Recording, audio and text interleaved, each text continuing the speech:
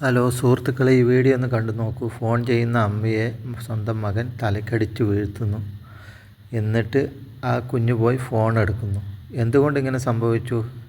ചെറുപ്പത്തിൽ കരച്ചിൽ മാറാൻ വേണ്ടി രക്ഷിതാക്കൾ തന്നെ ഫോൺ അവർക്ക് യൂസ് ചെയ്യാൻ കൊടുക്കും. അതിൽ അഡിക്റ്റായി കഴിഞ്ഞാൽ, ലഹരിയായി കഴിഞ്ഞാൽ ഇത്തരം പ്രവർത്തനങ്ങൾക്ക് അവർ മുതിരുകയാണ്.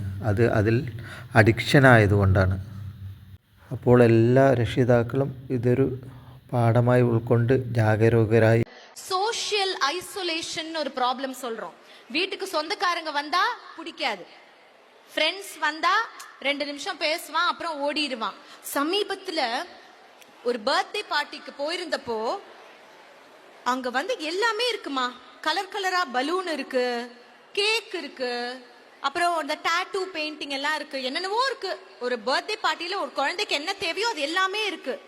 அங்க கூட குழந்தைகள் வந்து அம்மா போன் குடு, போன் குடு, போன் குடு, இதத்தான் பிரச்சனைன்னு சொல்றோம். அந்த அவ்வளவு விஷயங்களுமே குழந்தைகளை சுவாரஸ்யப்படுத்தல. வாழ்க்கையில நார்மலா இருக்கிற எந்த விஷயமுமே உங்க குழந்தைய அப்புறம் சுவாரஸ்யப்படுத்தாது. யோசிங்க. அப்படி ஒரு டிவியோ, அப்படி ஒரு போனோ, அப்படி ஒரு என்டர்டெயின்மெண்ட் உங்க குழந்தைக்கு கண்டிப்பா தேவை கிடையாது, முடியாது, வாங்கி கொடுக்க முடியாது.